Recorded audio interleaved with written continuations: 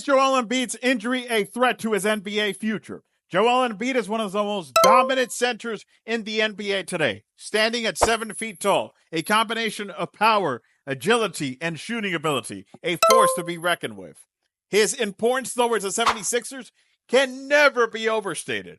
However, injuries have plagued them significantly this season, and reports from Mark Haynes have only aggregated to this whole situation. We will be talking about this as his future might definitely be compromised.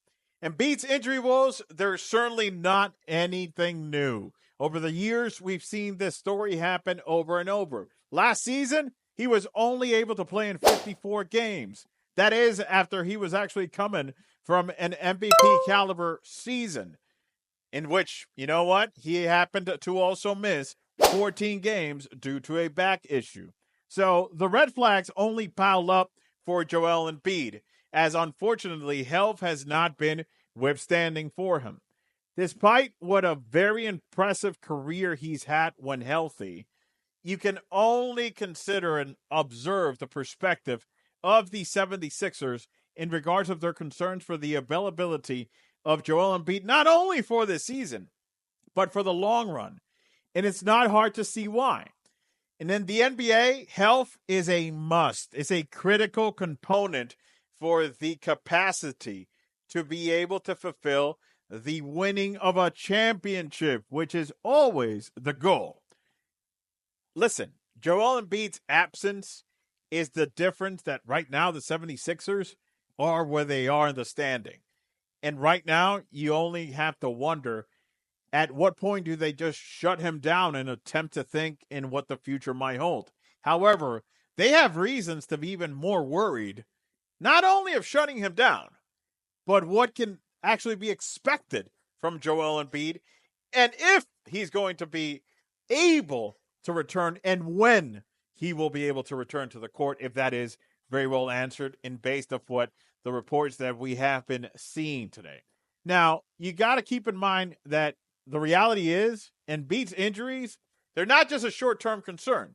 As we've seen, trust the process. Do you remember that line? That line was actually inspired of the fact that Joel Embiid, he wasn't even able to properly debut. He lost out on his rookie season. Injuries plagued him even there. So at 30, are we expecting things to necessarily get better for the big man? His debut delayed by 2 years because of injuries. And this is him even being younger. This is tough. I mean, when we look at the reality of his injury history, it's impossible not to think about the potential long-term effects of it on his playing ability. I mean, what is it? Are we at to the point that he needs to adapt and just become much more of a perimeter player? That can't be discarded. Will his explosiveness and athleticism begin to wane down significantly? Have you seen his last couple of games? He was able to barely get 15 points in the most miserable and ineffective type of way. He seemed like, and this as much respect to a guy that adores Embiid as a player. I think that a optimal Embiid would be the player I would want on my team. You know what? I actually have him in all 3 of my fantasy sports teams. And that is the one player I can tell you that I always seek as him. I know you're going to say like, wow, even if it was injuries. Yes, that's how much I think of the guy. So when we look at the perspective of everything right now, what is the Joel Embiid card on the table? For him, it would definitely be, hey, I want to get healthy to play. Now, what is the 76ers card on the table? At this point, you really got to wonder, what will you get of Joel Embiid? So, one of the most significant implications in Embiid's injury is the impact that it has on the team dynamics. Without their star center, the 76ers are completely left to shambles. The chemistry, the flow is totally disrupted. It only leads to frustration. You want more proof to the pudding? Look at how Paul George is unleashing. By the way, he has responsibilities of his own. Honestly, who is this? Is this a cousin of Paul George that has been playing? He's another one. And yes, we did find out that he has a pinky injury, so he might actually be shut down himself, depending on what the 76ers end up doing. So, right now, you have a significant injury history for Joel Embiid, right? So, what do you think of this? If you are the 76ers, from the perspective of future contracts, is let's say that they still have the aspirations of, keeping their franchise player. What do you do? Do you keep him aboard? And eventually, when time comes to negotiate, what do you tell them? You tell them, hey, unfortunately, injuries have not permitted you of being what we would want you to be.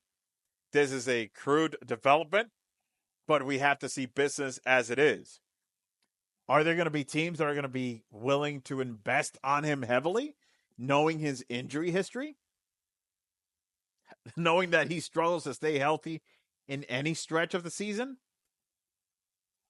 Will Embiid need to take a short-term deal just to prove it, a prove-it deal, which is tough. It's super tough. We're talking about such a talented player. That's what hurts.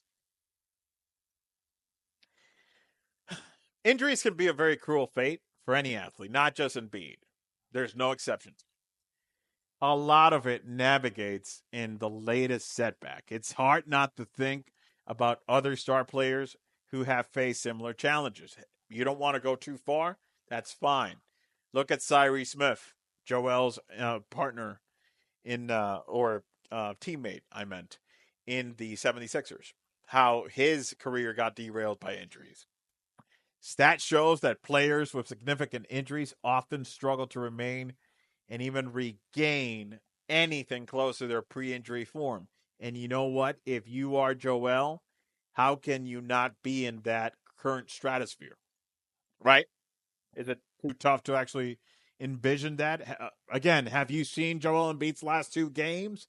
I couldn't believe myself. The guy barely was able to score 15 points. Joel Embiid is a triple-double threat waiting to happen. His normals are 30 and 10 and, easy 30, 10, 6, 7. Great. That's Joel Embiid. The guy I'm seeing seems like a driven down Clint Eastwood version and not the Clint Eastwood from the Spaghetti Western days, by the way. So, where do we stand with Embiid? The highlight reel of his dominant performances, there's stark contrast to the injured version of him limping around the court that we've been getting.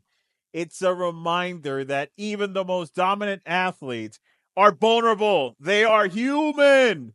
The whims of fate are very unfortunate, unfair. Life is unfair. Embiid is struggling to move. His explosive jumping ability is compromised. It's not there. It's hard. It's unfair. I know I already said it, but I needed to repeat it. Embiid is not alone in his struggles. Other players have, yes, successfully returned, but how many of them? Okay, you got Giannis Antetokounmpo. He suffered a severe ankle injury back in 2017. He worked tirelessly, and you know what? Boom!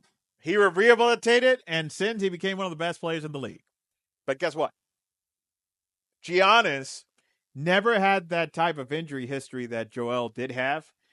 And Giannis was never as heavy as Joel is. Joel is carrying a lot of weight. So, that's tough. While it is true that some players have overcome injuries, it's impossible to ignore the challenges that Embiid faces. His size, position, playing style, and more susceptible to more injuries. The cumulative effect of these setbacks could have a lasting impact on his career. Ultimately, the injury poses a significant threat to his NBA future. This is tough to say. I mean, this guy, he's a beast. He's shown an ability to play through pain, and he dominates, right? The reality is that his body has become fragile at this point. I return to what I said before. Have you seen this guy playing recently? Tear is adding up, man. We might be seeing the end. Mark Haynes' report states that, in all likelihood, Joel Embiid maybe the best case scenario if he does go into surgery is 6 months, maybe a year, maybe even more. Uncertainty is what we are getting right now. The reality is that the 76ers are on the clock. They have not stated anything officially of them wanting to shut him down.